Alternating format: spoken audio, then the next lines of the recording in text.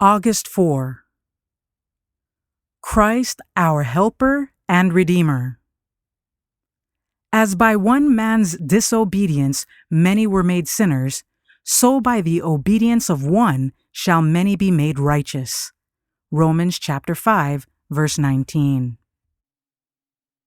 Because man fallen could not overcome Satan with his human strength, Christ came from the royal courts of heaven to help him with his human and divine strength combined. Christ knew that Adam in Eden, with his superior advantages, might have withstood the temptations of Satan and conquered him.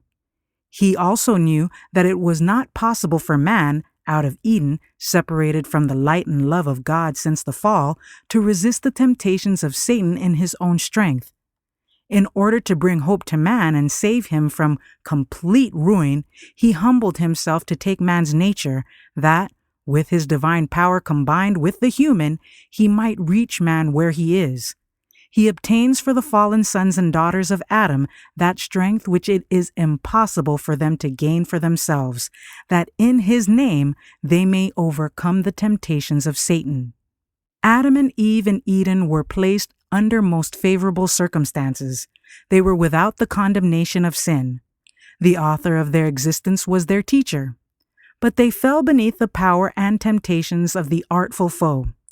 4,000 years had Satan been at work against the government of God, and he had obtained strength and experience from determined practice.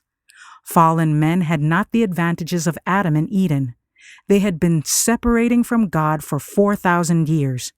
The wisdom to understand and power to resist the temptations of Satan had become less and less until Satan seemed to reign triumphant in the earth. Appetite and passion, the love of the world and presumptuous sins, were the great branches of evil out of which every species of corruption grew. Our lives may seem a tangle, but as we commit ourselves to the wise master worker, he will bring out the pattern of life and character that will be to his own glory. And that character which expresses the glory, character, of Christ will be received into the paradise of God. Everyone who by faith obeys God's commandments will reach the condition of sinlessness in which Adam lived before his transgression.